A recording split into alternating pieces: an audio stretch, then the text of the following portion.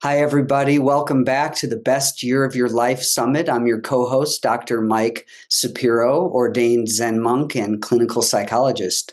And I'm very honored and excited to be with the most radiant and magnificent Reverend Michael Beckwith today, whose work has inspired me and his own presence has inspired me for many years.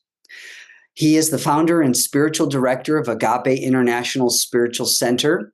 He is sought after meditation teacher, conference speaker, and seminal leader of his life visioning process. He's a member of Oprah's inaugural Super Soul 100 as well, and a co-founder and president of the Association for Global New Thought. He hosts conferences featuring harbingers of world peace, including His Holiness the Dalai Lama. Reverend Beckwith is author of Life Visioning, Spiritual Liberation, and Transcendence Expanded. I hope we get to dance today, which are the practice he introduces invite people to take the experience of inner peace and awakened awareness into their everyday lives. Michael, welcome to our summit. Thank you so much for being here. You're welcome. We're glad to have you, and we can dance. If we just danced for 45 minutes, I think we do a lot of good for world peace. Mhm.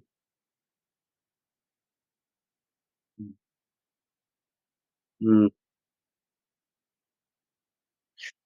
Well, I would like our audience to get to know you.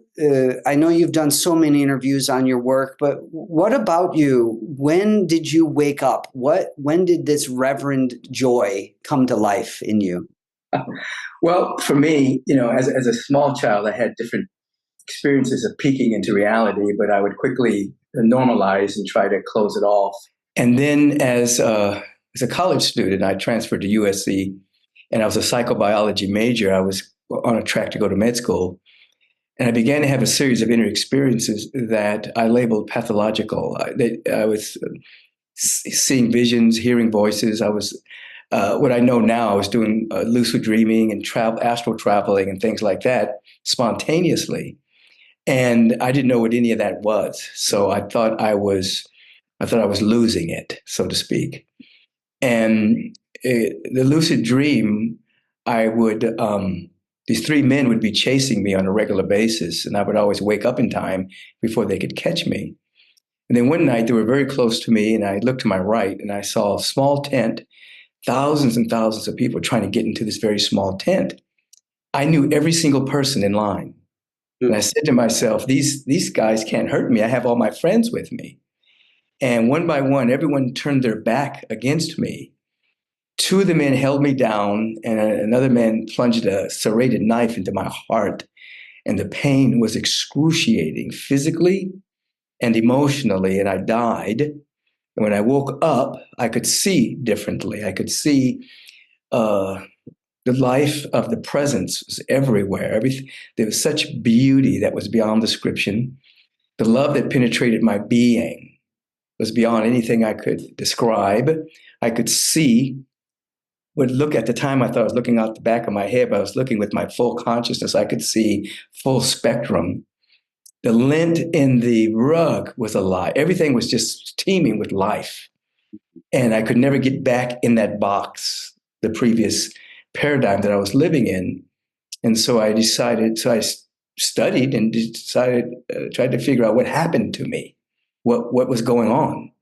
And that's when I bumped back into the teachings, the mystical teachings of Jesus the Christ, Gautama the Buddha, ran into Walter Russell as a great teacher, and a number of individuals who had passed on, but all of the teachings resonated with what I was going through. Sri Aurobindo, there was a number of beings that just realized I wasn't going insane, I was becoming more sane. Mm. And that took a few years of integration. I had to, because I was in these very high states of awareness, but it wasn't integrated. And physically, it wasn't integrated. I hadn't embodied it. I was like, I would say I was so heaven-minded, but I was no earthly good. So I was in these expanded states of consciousness, and ultimately there was integration, there was embodiment, so that I could embrace my humanity, while at the same time embracing the divinity until there was more of a merging of it. And Mm-hmm. it was a number of years later that I even began to consider starting a spiritual community. My consciously, that's not what I thought I would be doing. I just loved the presence of my name for God at the time was Love Beauty, and then it became Love Beauty Intelligence because I didn't believe in the guy in the sky God, the man in the sky, arbitrating where people went after they died and things like that. I knew that wasn't true, and so the presence, I call it the presence that's never an absence, Mm-hmm. and that became more real to me than anything. So it was a number of years later through integration, through discovering metaphysics and seeing the articulation of what was happening to me and giving me words to describe what was happening inside of me. And it was great validation of what I knew. And it was a number of years later that I became a spiritual therapist, and I was seeing like 6 to 8 people every single day, 6 days a week, assisting people to eliminate their limiting beliefs, take them into the state of prayer. I saw a lot of miracles, and I still wasn't thinking about starting a community. I was doing workshops. It was somewhere in the 80s that I got opened up to that possibility, that my universe started to shrink, and I got a Mm-hmm. message that I was doing my work halfway, and that I had made a promise before I came here to start this community, and that I wasn't keeping my promise. And I was told that if I didn't do it, there was no more need for me to be on the planet. And a lot of things in my life shrunk at that time, and literally forcing me.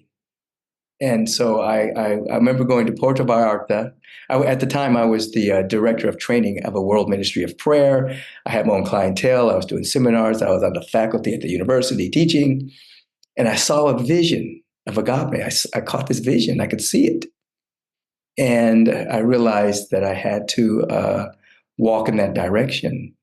And so I came back to my place of employment, and I told the individual that I was going to be leaving to start a community, and that I would not leave the day before I trained my replacement.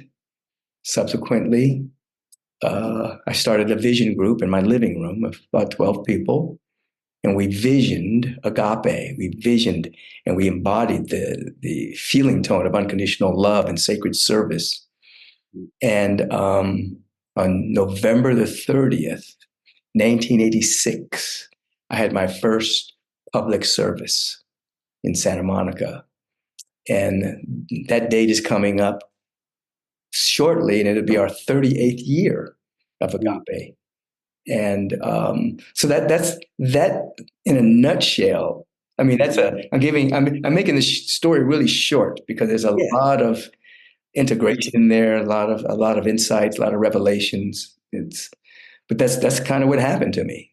So I'm going in so many directions in my mind. I'm a fellow at the Institute of Noetic Sciences, and we study the phenomenon of psychic gifts and clairvoyance, telepathy, lucid dreaming, near-death experiences.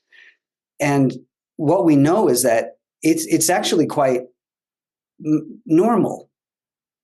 Yep. It's normal that human beings have these gifts or the potential for these gifts, but that they're suppressed, they're denied or repressed. And that actually is really harmful to our well-being, because it's a natural part of being human, is connecting with the cosmos and animals and plants and the world around us, heart to heart, without language. And it's very depressing for us to have to push that down. So I'll start with that, because I have some other thoughts around death and the power of really awakening to the presence of love through dying. But what can you tell our audience, those who are like, I don't want to have that, I'm scared of those gifts, or I'm not allowed to have those? How do you help people recognize how beautiful those gifts really are?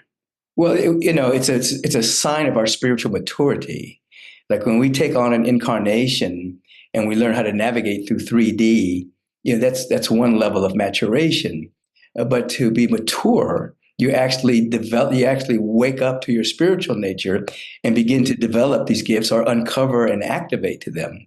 So it's very natural. And what suppresses it a lot is that obviously many people just look externally for their happiness and joy and things of that particular nature, but they also use the technology that's available to us.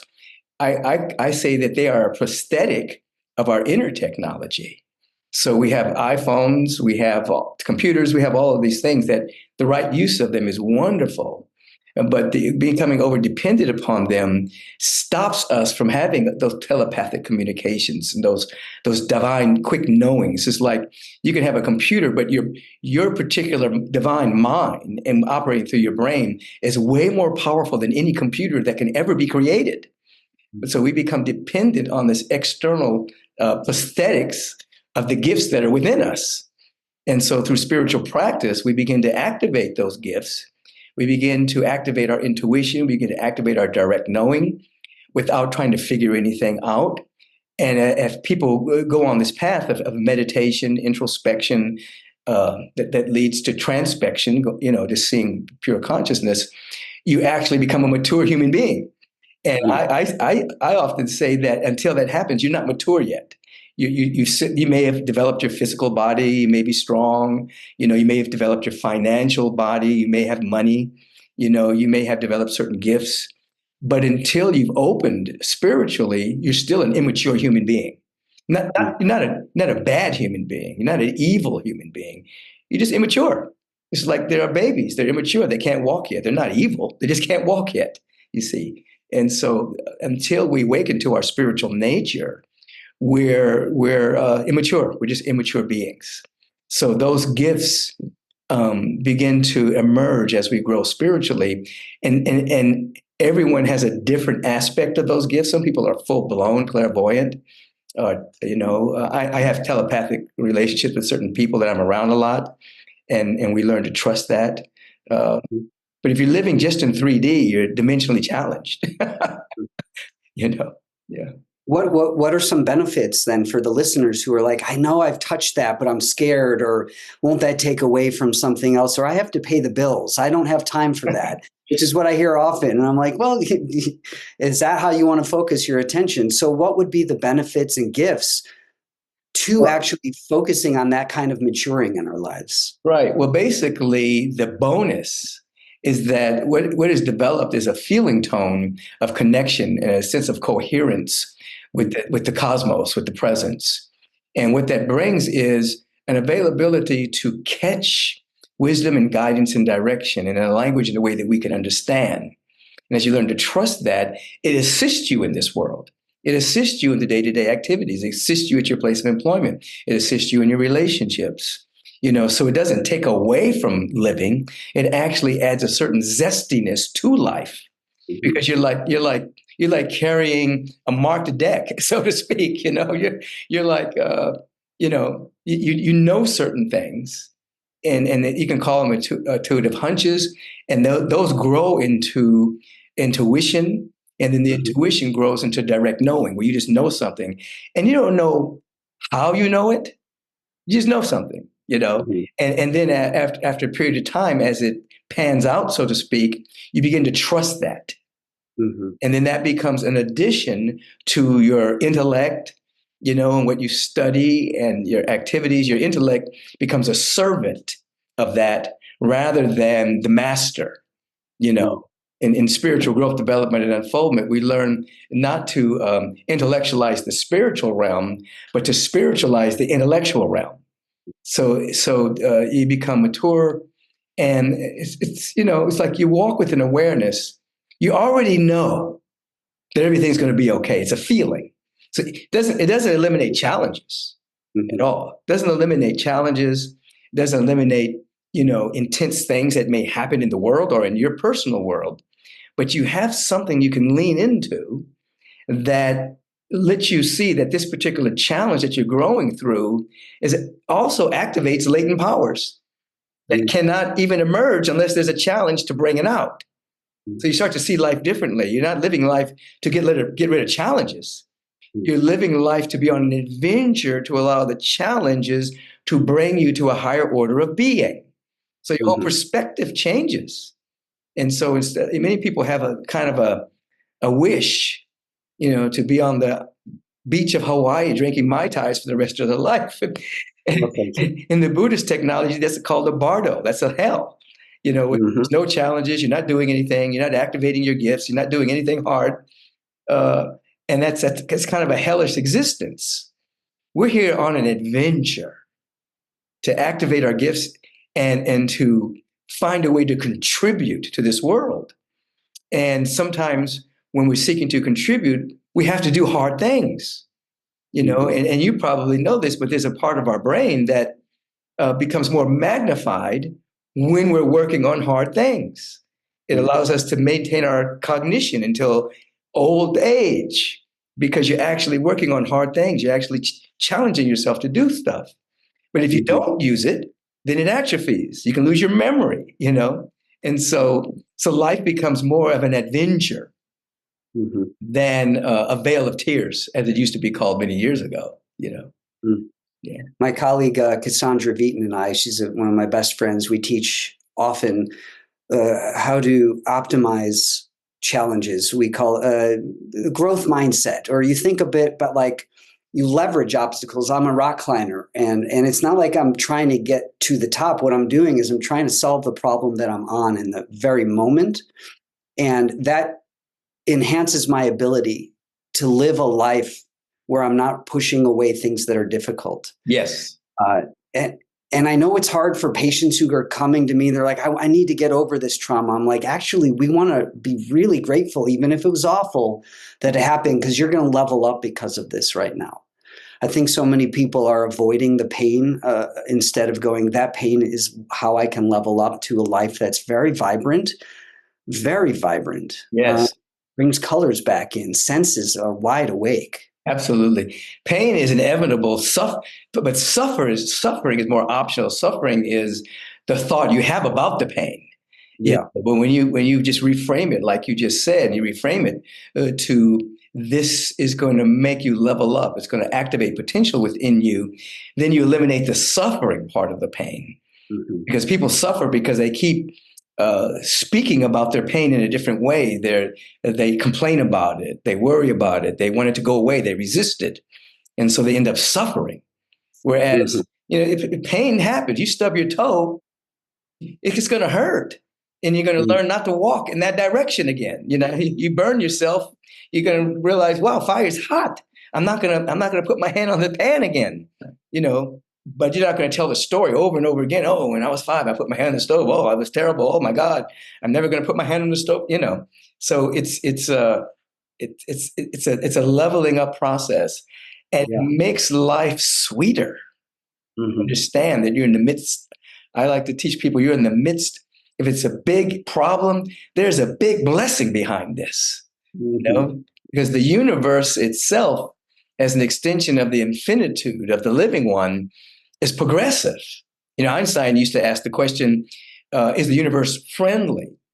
And Mm. I like to say, is it progressive? Because I don't want to anthropomorphize the universe, but is the universe progressive? Yes, it's always expanding. And so it's always nudging us to become greater versions of ourselves. Mm-hmm. And all we have to do, and it sounds simple, but what we have to do is be in alignment with the law of eternal progression. And then we suffer less. What does that look like in a daily way for people? So the people listening go, that's too big for me. People alignment with this big cosmic progression. Well, what does it look like when you wake up to align yourself with that? What does it look like when you're eating a meal or cooking a meal to align with that? Can you bring us to that? Oh, absolutely. It always begins with the small things we have to do every single day. When I wake up in the morning, and I have different levels of practices depending on what kind of a mood I'm in. But the basics for me are, okay, I'm waking up, and I'll begin to proclaim this is a great day, and I'll find something to be grateful for, and I feel the vibration of gratitude, and then I eliminate what I'm grateful for, and just feel gratitude, just all of it. I'm just grateful. And then this is still while I'm laying in under the sheets.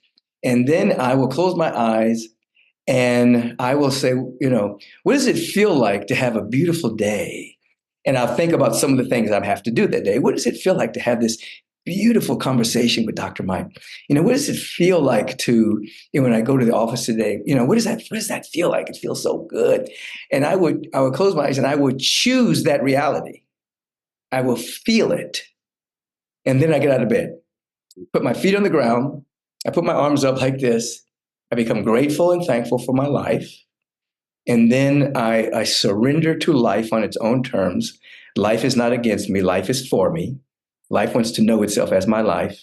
And then I invite the energy to accomplish and handle any assignments that come into my atmosphere.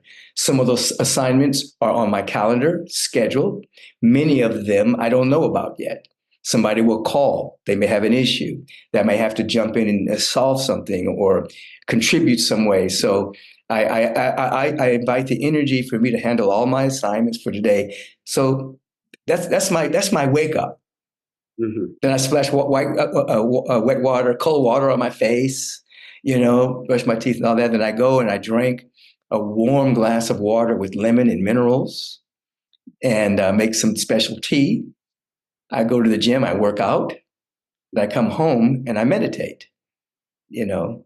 As I'm doing now, I showered and I'm shaved. I'm ready for you, And then when I go to the office, we'll have whatever staff members are around at that time. We'll have some moments of meditation and prayer just to stay with coherence around this divine life that wants to know itself as us. So those are these little simple practices. I mean, I have extensive other practices, but if individuals just did a modicum Mm-hmm. of centering into life. You can call it God, you can call it love, intelligence, beauty, whatever you want to call it. Doesn't matter what you call it.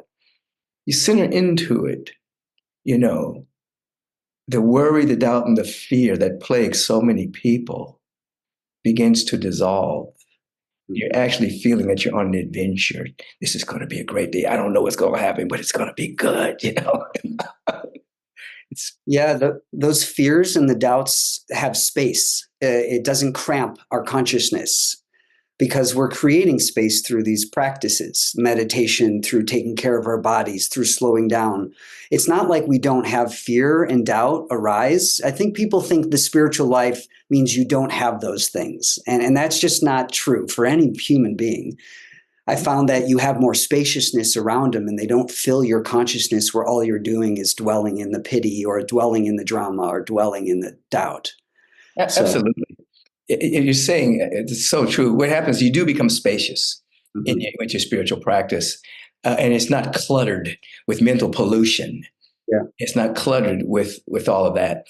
And then you discover that with fear is just an energy. It's different kinds of fears. There's the egoic fear as you start to go into the unknown, because when you're growing, you're actually becoming parts of yourself you don't even know exist yet. So you're going into the unknown. So the ego is afraid of that. If ego wants to control you in your present paradigm, so it projects fear to stop you from doing what you're doing. Don't climb that mountain, Dr. Mike. Don't meditate. Don't activate your intuition. You're going to go into a realm of unknown. Don't do it. So that's an egoic fear. And then there's an intuitive fear where you become warned about something. It's like, I don't know if I should walk down that street or whatever the case may be. But fear is an energy. And so you don't never try to get rid of it. Mm-hmm. But if you walk in the direction of your dream, your goal, your vision, then fear transmutes into excitement. Because everything's energy. So when you start to walk in the direction of your faith, your vision, that same energy becomes excited. You start to get excited. And if you keep walking and having greater insights, and excitement then becomes enthusiasm. So it's the same energy, but it's transmuted. Fear, excitement, enthusiasm. Mm-hmm. And enthusiasm means you're in the flow now. But people they slow themselves down by saying, "Well, how can I get rid of my fear? I'll try something new in my life once I get rid of the fear." No. Don't get rid of the fear. just walk in the direction. Mhm. You'll become excited. Then you'll become enthused. It's all such, you become an alchemist. You're Mhm. alchemizing fear to enthusiasm by walking in the direction of your conviction and the Mhm. direction of your goals, the direction of the inner desire that wants to come forward. It takes a lot of courage to lean in, I found for myself personally, but for all my clients and patients. When the words of fear are stop, lean back, don't run away, go hide or fight, instead leaning into what's scary, often the thing that you're afraid of dissolves and you find something. It's a dharma gate. You find something beautiful about yourself or the world. Yes. Wendell Berry has a poem, I go among trees and sit still, and somewhere in that poem he says, I sit with what I am afraid of, and the thing in it that I'm afraid of dissolves, and my fear of it dissolves with it. So I often ask people to sit with what they're afraid of and really look at what is inside that thing. And as it dissolves, the fear of whatever it is dissolves inside themselves, and they can move forward with such a beautiful confidence or empowerment they didn't have beforehand if they would have just ran away or hid or fought. It's absolutely true, because when you sit and observe it, or you can feel it wherever it is in your body and you observe it, at the center of that is a lie. It's some lie. I'm not good enough. I'm not worthy. I don't have enough. I don't matter. I'm insignificant. Life is against me. There's some limiting belief or lie that's activating that. So when you do observe it and embrace it, you'll be able to tease out that hidden lie, that hidden disabling belief. And as you said, it dissolves, because Mm-hmm. we don't solve a problem, but a problem dissolves in higher consciousness, because the word problem comes from the word emblem. So the problem is emblematic of the content in our consciousness, the beliefs, the perceptions that are lies about Mm-hmm. ourselves. And in a higher state, they dissolve. They don't get solved, they actually dissolve. And you see differently, you speak differently, you act differently. And life becomes, you're able to say, have your best life ever, your best day ever, your best week ever, because you're living on the edge of continued discovery Mm-hmm. as to who and what you really are.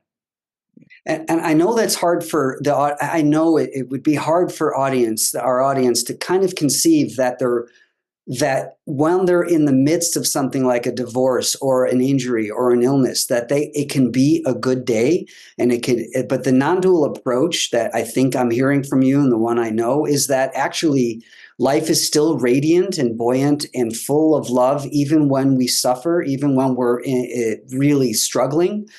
And I just want people to know that it is possible to still feel joy, the sweetness of life, even while we're in the midst of something difficult. How do you teach people to hold both? Well, life itself is untouched by our perception or experience. People do not experience life as it is, they experience their thoughts about life. They're having a direct experience of their own perception about life. So if they think life is hard until you die, or there's not enough to go around, whatever it is that's not enough money, not enough good friends, whatever, then they will experience that perception. So I teach people to basically, you know, you could have you have to teach yourself to have joy independent of a condition. Mm. So you can begin by thinking about something that makes you joyful. Then you eliminate the thing and you actually just feel the joy. You can actually place your attention on it as a point of meditation. Just feel the joy, let it amplify. Where's the joy? Let it flow through your heart, let it flow through your being. And then you learn how to stabilize that state as you go back into the world. And you begin to discover, as you've just described, you can actually be in the joy in the midst of a challenge. Mhm. Viktor Frankl talked about this in being in the very oppressive holocaustic situation, that he had the ability to form a different meaning independent of the experience. Nelson Mandela did the same thing, being locked up for 27 years. And those are extreme cases. Mm-hmm. But right now, we're not locked up. Most of us, we're just basically dealing with traffic. We're dealing with an economic system that goes up and down, a very immature political system where there's a lot of polarization. There are things going on in the world, and we have the ability, if we activate the willingness, to feel the joy independent of a condition and amplify it. Now, sometimes people feel guilty about that. I shouldn't feel so happy and joyful. Look at all the bad things happening in the world. There's a tsunami, there's a drought, there are bombs dropping on people. I shouldn't feel joyful with all of this stuff going on, but that's your job. You have to imprint the noosphere, the atmosphere of the planet, with something better than fear and hate and worry. You're actually like a clearinghouse when you're in joy, and the appearance of your little life is helping to change the world based on your joy, based on your love, based on your kindness, your generosity, independent of conditions. Mm-hmm. Yeah. It's so important to hear that it's our job in the face of tragedy and traumas and oppression. It's our job to show up in a way that doesn't contribute to those situations becoming worse and exacerbated. Yes. A good analogy I've used in the past is, when you see first responders, you see the EMT people showing back at a car accident, and the person's back is hurt and a broken leg or whatever's going on, and they quickly move into a space of stabilizing the person, eliminating the pain, giving them fluids. But if they were to show up on the scene and say, "Oh my God, what's happening? The guy's back is hurt. I don't know what to do," they would be no good. Mm-hmm. So we have to look at ourselves as kind of a spiritual EMT people, spiritual first responders. It's like there's a lot of stuff going on in the world. We can be crazy about it, or we can say, what is the world asking from me right now? The world is asking right now for a sense of peace, love, forgiveness, kindness. I'm a first responder to the ills of the world. So I'm making a difference. Even if what I'm seeing is on television, quantum entanglement lets me know I'm one with those people.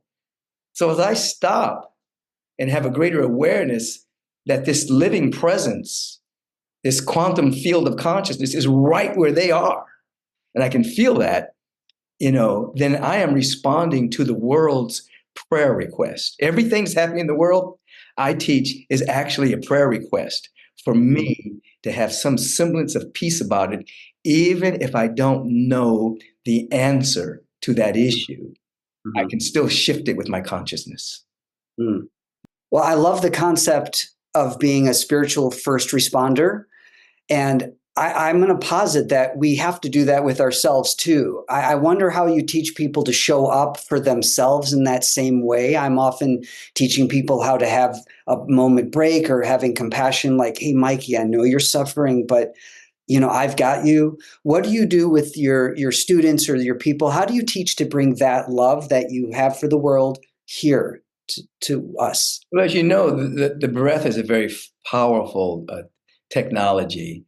And so I'll have people, if they're spinning out, to just stop, and they don't have to go into a full pranayama, but just notice the body's breathing. See, is it shallow? I'm nervous. Just start to take some slower, deep breaths. Breathe in your heart, even touch your heart space, and breathe. And then ask a question like, what gift is trying to emerge in my life right now? What power is trying to emerge? Shift your breath, assists you to become present. And then you ask an empowering question that takes you from a worst case scenario fears being projected onto the screen of life. And then if you want to do some other kind of breathing, I'll teach people to breathe in to the count of 4, breathe out to the count of 6, because that activates the vagus nerve, which then activates the parasympathetic system. So you become more relaxed. It seems counterintuitive to breathe out more than you're breathing in, but your body can handle it. And it eliminates the tightness.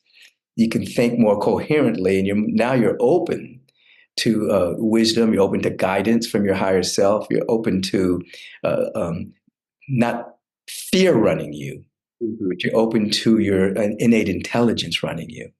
That's something that can be done like immediately. Mhm.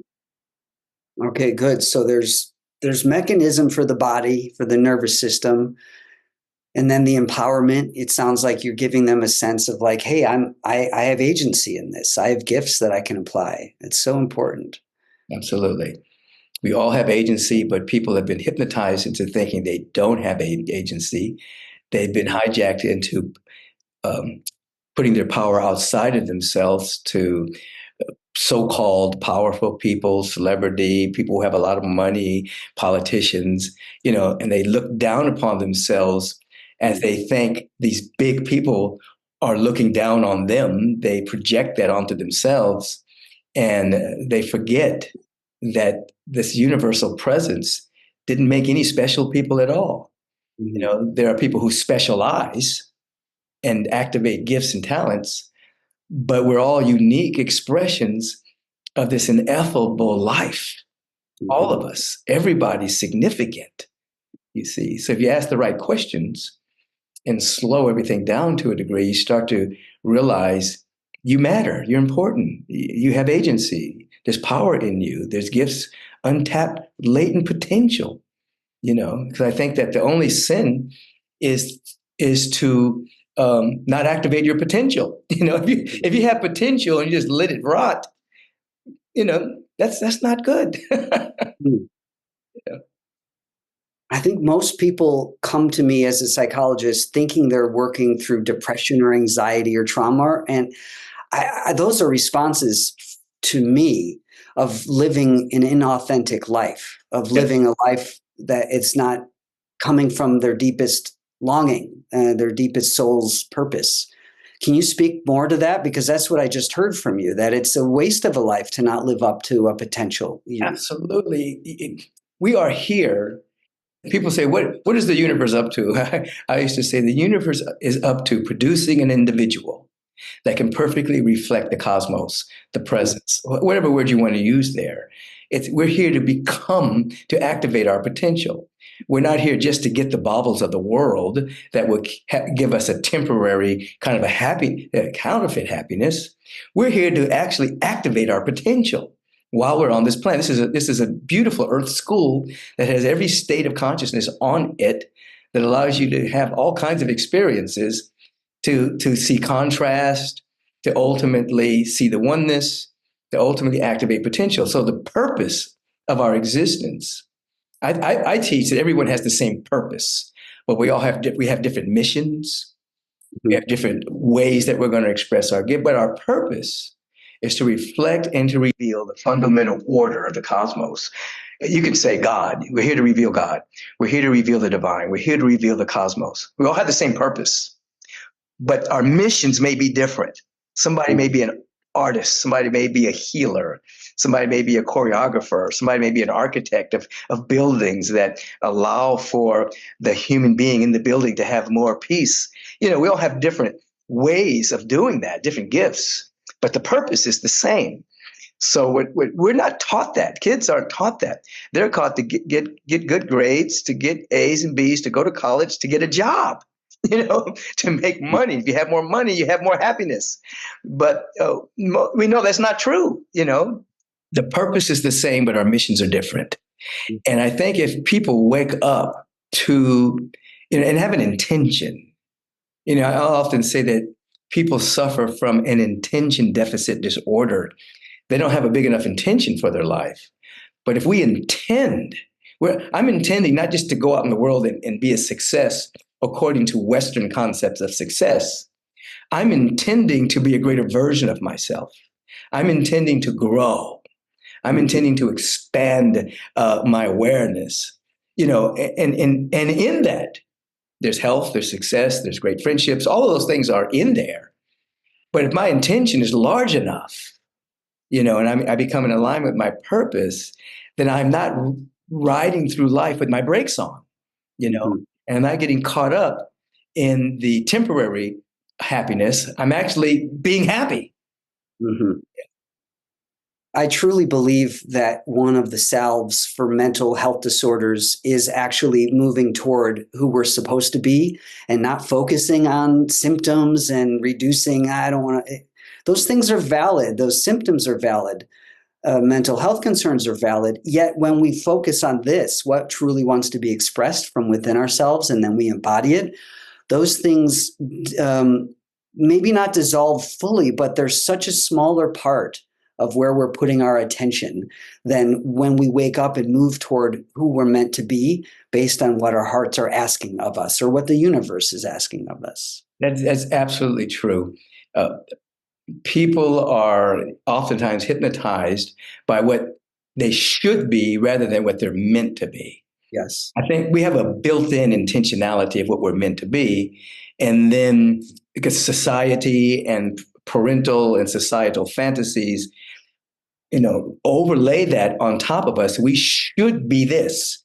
We should do this. And that's an external authority figure telling you what you should be. But your soul, who you are, knows what you're meant to be. Mm-hmm. An avocado seed is not meant to be a lily. It is meant to be an avocado tree. We have meant to be's built in us. And by going on an adventure of self-discovery, we bump into what we're meant to be.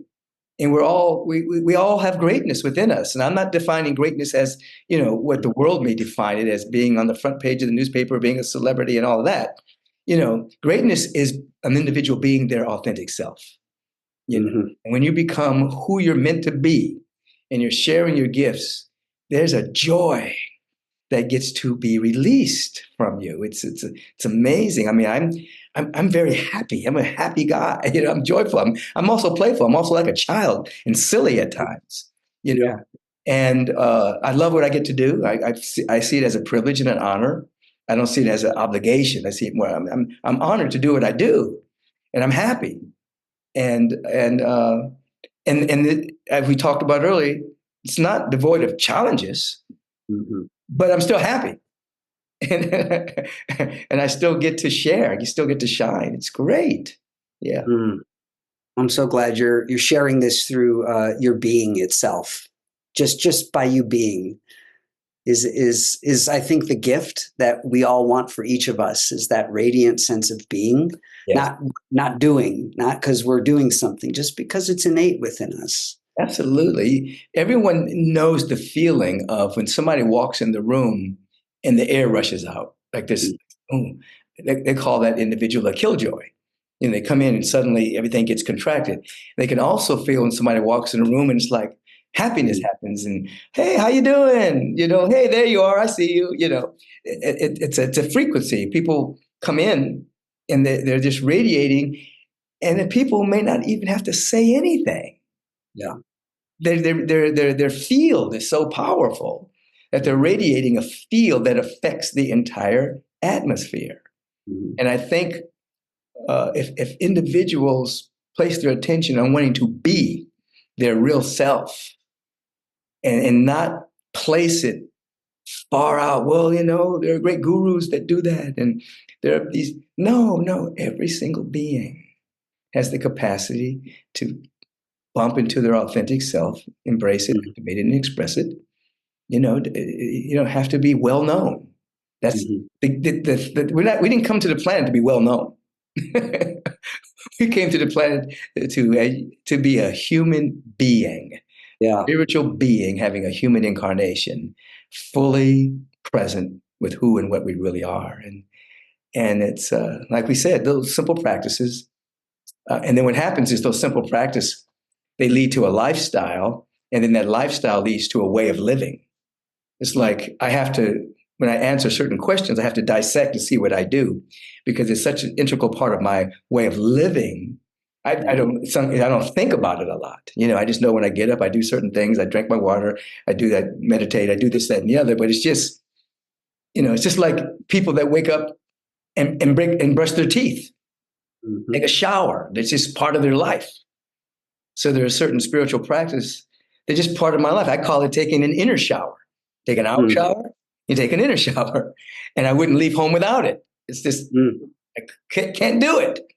Even if my time is, very condensed that day, I'm still going to do something, Mhm. you know.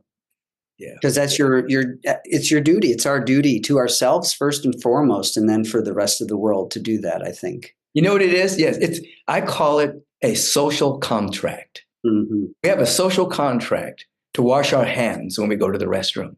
We have a social contract to have some level of cleanliness before we go out of the house.